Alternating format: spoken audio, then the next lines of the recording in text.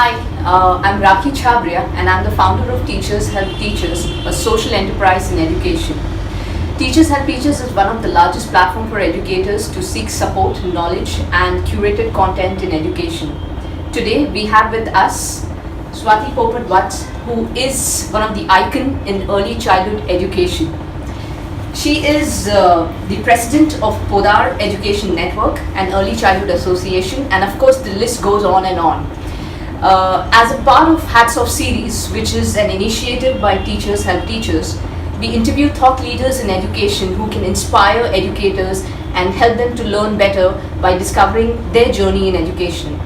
So over to you, ma'am. First of all, thank you very much for helping us out and allowing us to learn from your journey and your methodology that you practice in your school. Thank you so much. First of all, I would like to congratulate you.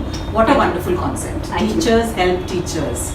Because I think there is so much of talent and creativity in our teachers that sometimes they just need a platform where it can all come where out. they can share. It's wonderful. Yes. Wonderful. Thank you. The first question to you is obviously going to be about education and what got you into education. Oh wow.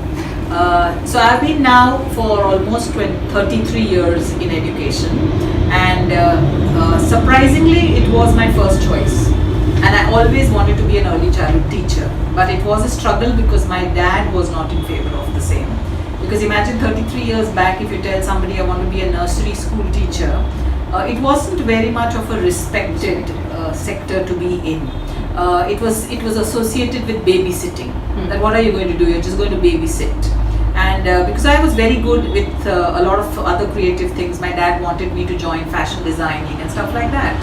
But I said no, I put my foot down, and ultimately then I did become an early childhood teacher. I dabbled with travel and tourism. I was in that for a few years.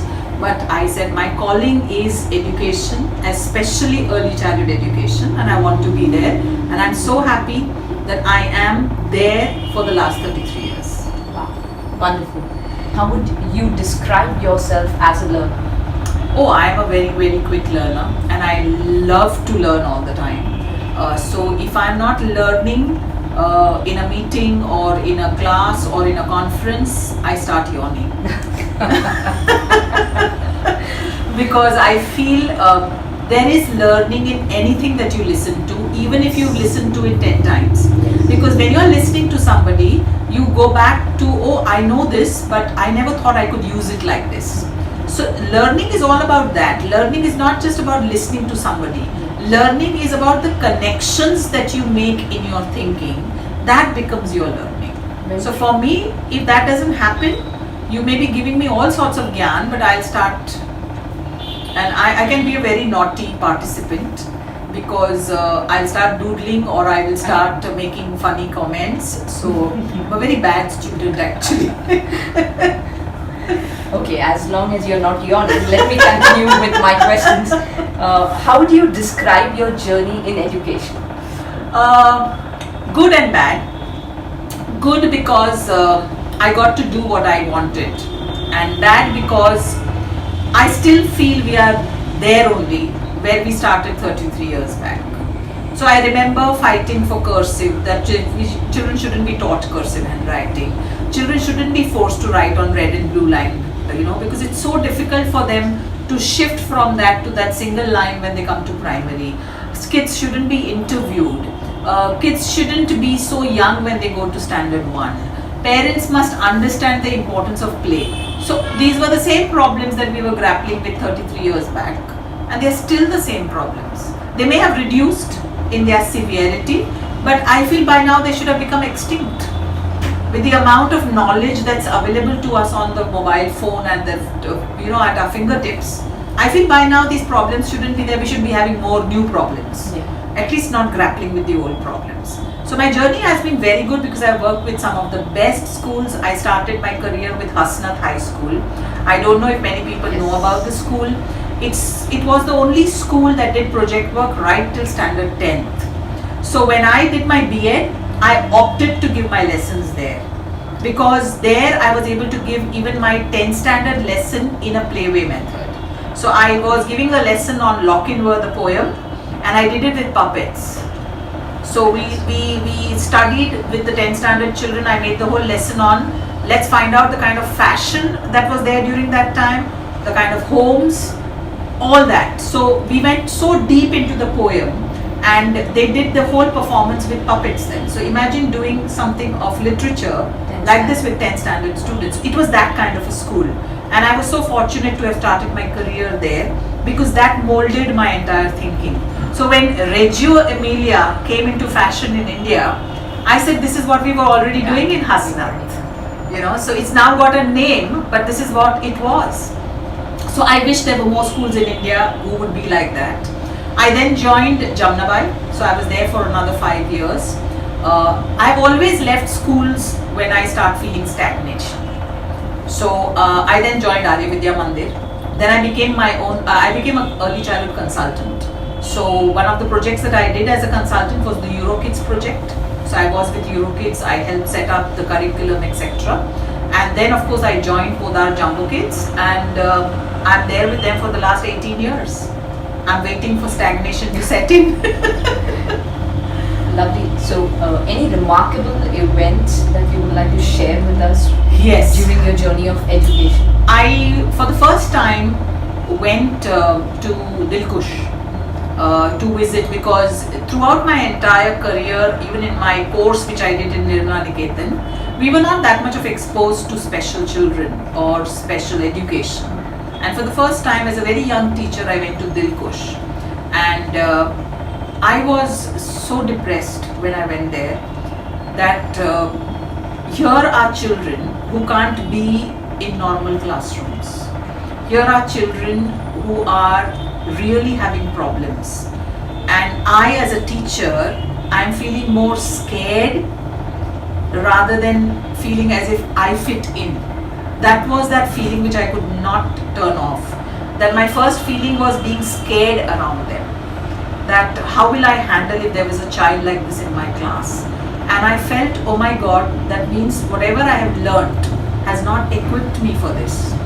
And that had stayed with me so much that I started learning more about special education. When I did my B.Ed also, I specialized in special education, because I said every teacher must know about all kinds of children, because that's very important. She should be welcoming with open arms all kinds of children, not get scared when a child who's different comes in front of her, because that happens to many teachers. Many teachers. And with the RT Act, the Right to Education Sarva Shiksha Abhiyan, it's mandatory for schools to have inclusion policy in place. So do you think it's a welcoming change to have children with special needs in classroom, whereas the teachers have no idea how to take care of their special needs? You know, I wrote an article on my blog once called "The Black, White and Grey of Special Education." That there is no black and white in special education. You can't say that I know everything and this is how this child needs to be. So autism to aisa karna hai, other things aisa karna. No, it doesn't work like that. And that's why our teachers are not equipped. They're completely not equipped to handle children. Now think of autism, it's a spectrum disorder. You need huge amounts of experience to understand autism. You can't expect a teacher who's just passed out from a teacher training college to have any understanding of what autism is all about, or for that matter, any other special needs. But putting them in a separate school is not helping them integrate into society. So that's not the solution. So I feel parents, teachers and counselors, we need to increase the number of counselors. We don't have enough counselors in our country, because counseling courses, there's a dearth of. So there are teachers who want to become counselors, but they don't know which course to do.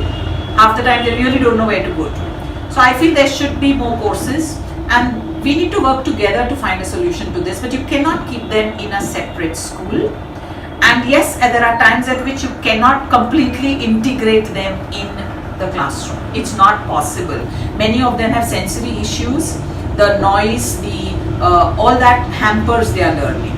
So we'll have to treat it on a case-to-case basis. You cannot have a blanket solution for all of them, which is very difficult to do. Depends on the severity, you mean to say? Yeah, it depends on the needs of the child. It depends on how how much the school can cope up with it, because I know of a lot of schools who feel you're telling us to take a special child, but I'm not doing justice to that child.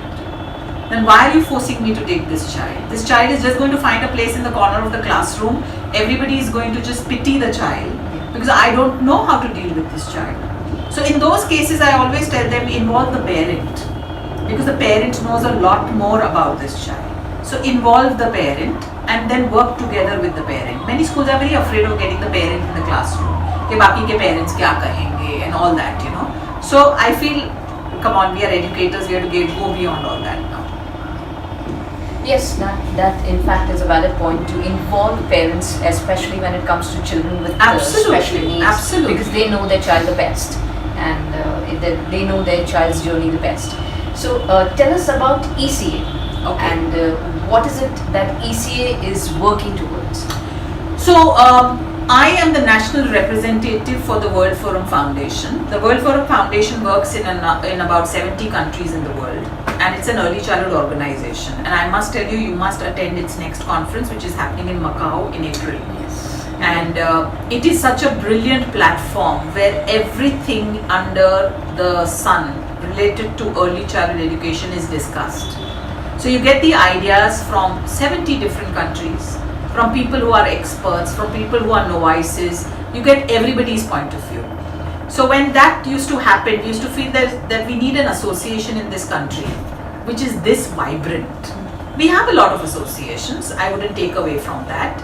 But so Dr. Sonawat, who was from SNDT, and I always used to think that let's start an association somewhere where, you know, from the ground level, from teachers to school owners to parents, everybody should be involved, because we can't bring any change in this community till everyone is not involved. You cannot just keep it for school leaders, you cannot just keep it for teachers. So we both said, why not start? And we started. And thankfully, good people have joined along the way, and today we are active in 18 territories. We are just 6 years old. We have about 15 publications. We've done three researches through surveys. So we're doing good work in all the territories, and our goal is we're not limited to private schools. We want to work with Anganwadis, and we are working with Anganwadis and Balwadis. We have worked with ensuring that the right practices reach both the private schools and the Anganwadis. There should be an equality amongst them, because you may say they may not have the same resources, but they can have the same structure of activities, playway. All this needs to be brought to both. So it's not that, you know, I may use imported material, you may use indigenous material, but there has to be an equality through what this child receives as quality and what this child receives as quality. So E.C.A. is that body. We have WhatsApp groups in all our territories. We're trying to bring educators to talk about their issues, to understand. So we did 3 campaigns. One was the anti-spanking campaign. The second campaign was on cursive writing, that let's ban cursive writing, let's not support it. And now the third campaign which is coming out is on healthy food. So Sahi Khao is our campaign which we are doing with Fitterfly. So we do these kind of things. We did a campaign with Better Place to ensure that all schools get their staff's background verification done, so that schools are safer for children. We have school audits. So E.C.A. audits a school and gives it a certificate. So we do these kind of things which help the early childhood community become more responsible. So our thing is not just networking, we want this community to become more responsible. It's really commendable, the kind of work that E.C.A. is doing, and that brings me to my next question, that research reveals that when children play, they learn more while they are in the classroom. Right. So in this kind of scenario where the schools are actually doing the opposite, so how does E.C.A. plan to tackle this problem?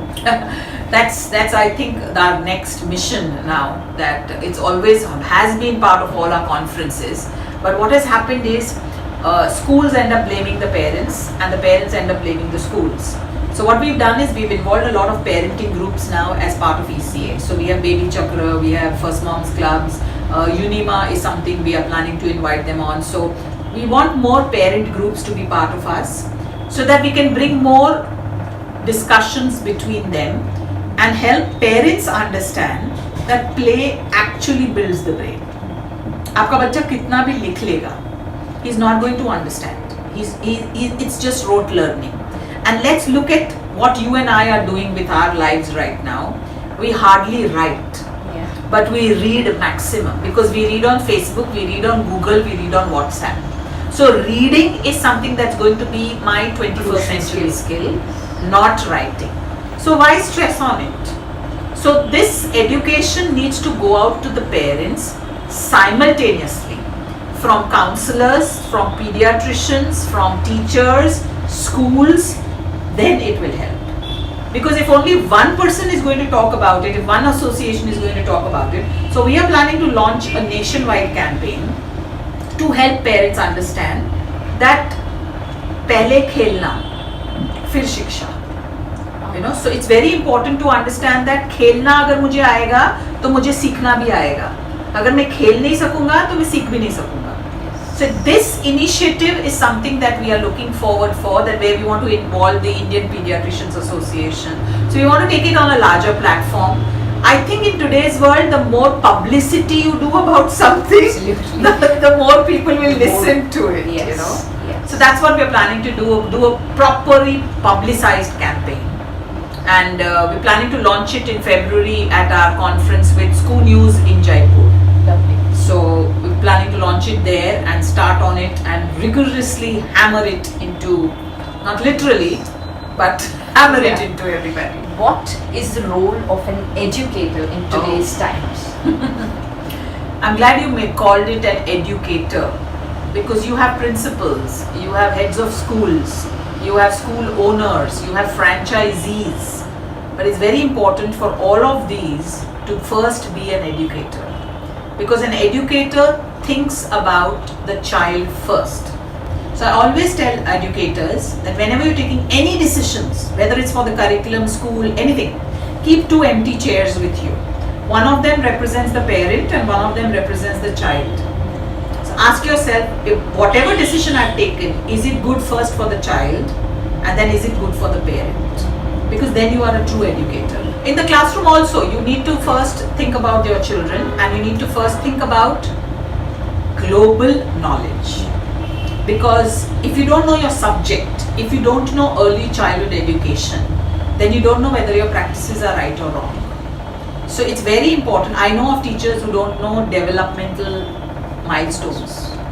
So I show a photograph of a child and say, how old do you think the child is? I said, how can you not know how old the child is? At least guess, give me a range. You need to know, because if you know developmental milestones, you would know what the child is, what the child needs, and whether your activity is matching it. So that is number one, and I feel an educator in the classroom must know developmentally appropriate practice. That because developmentally appropriate practice is not just about age appropriateness, it's also about culture appropriateness. Because we do take a lot of things from abroad and things which don't suit our values and culture. Simple thing, I'll give you an example. I still see schools doing a lot of food art. They play with macaroni, they do rangoli designs of food grains, salt. We belong to a very poor country.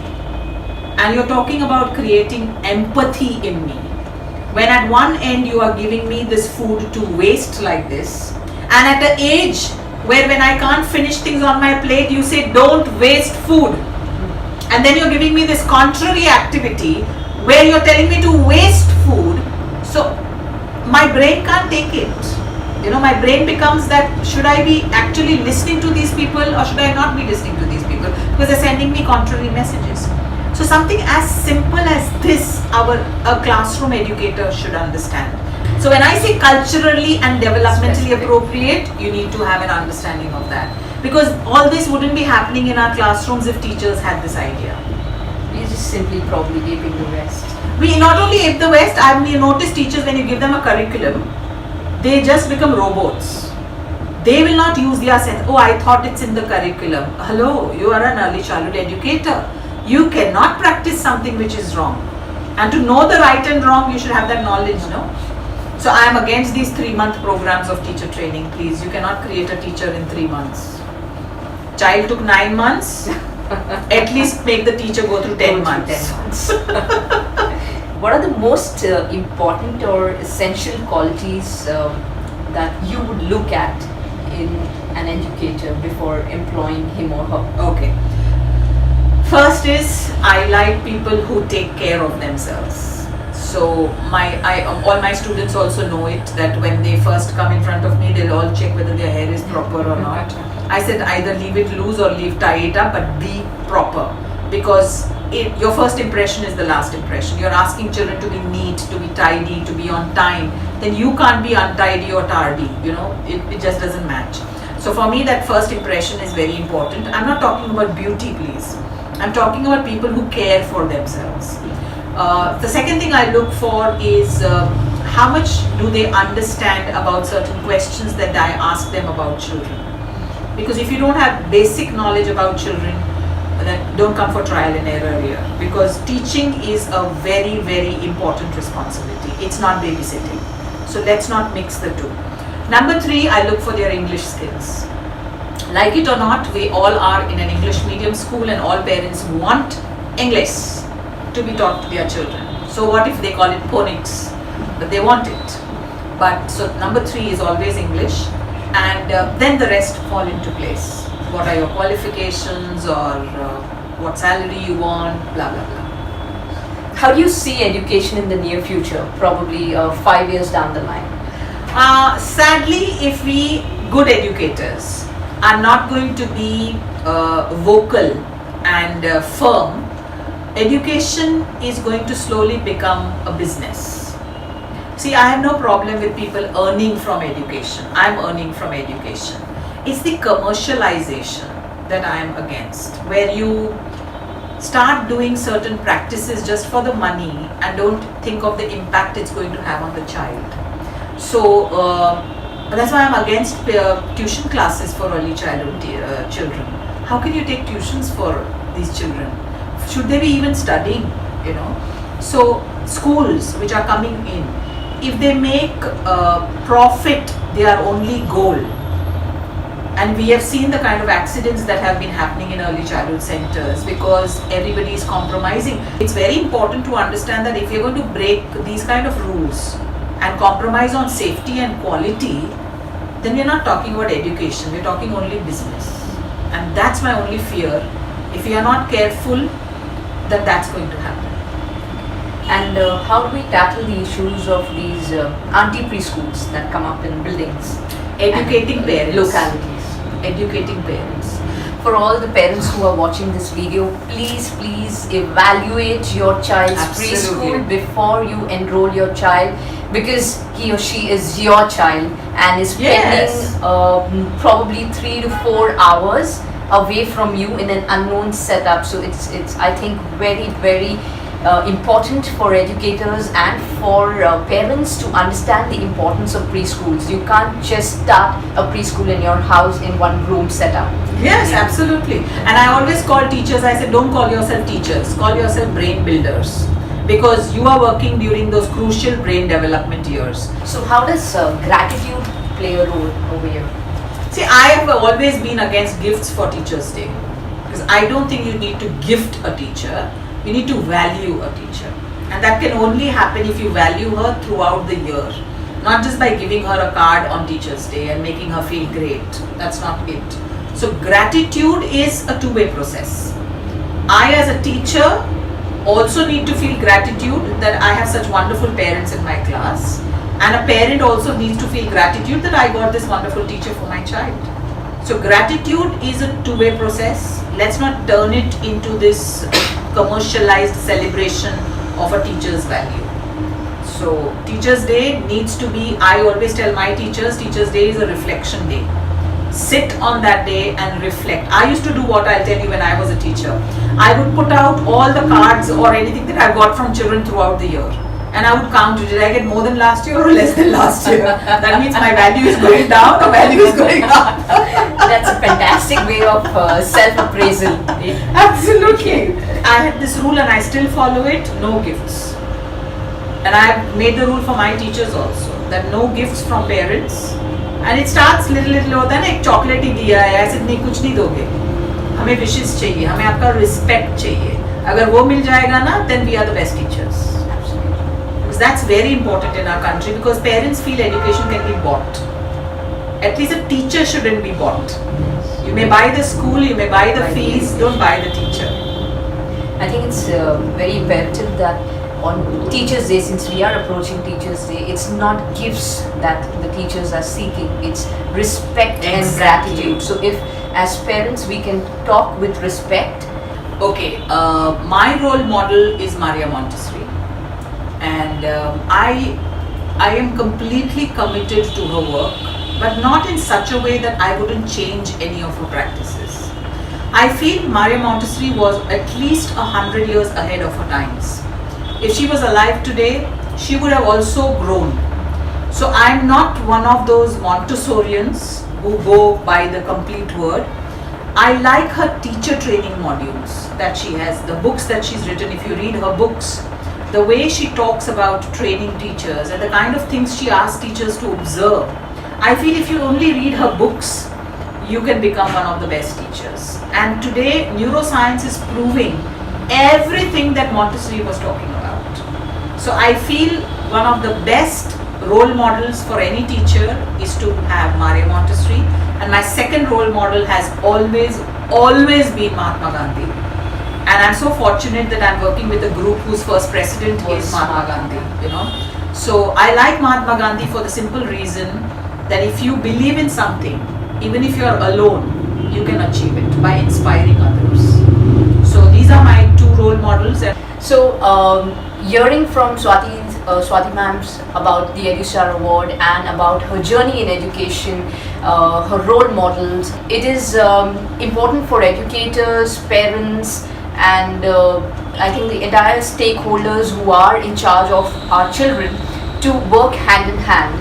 And we as a community, teachers and teachers as a community, is here to highlight the positives of our education system and honor educators for what they do, and also to get inspired from thought leaders and global leaders like Swati ma'am. Thank you. So this Hatsoff series is an attempt to inspire educators and also an attempt to help parents understand how they could get involved with their children in raising them in the early childhood years, and also how they are the most important role models for their own children. So when they grow up, probably they may be speaking about Mahatma Gandhi, but the first role models are the parents.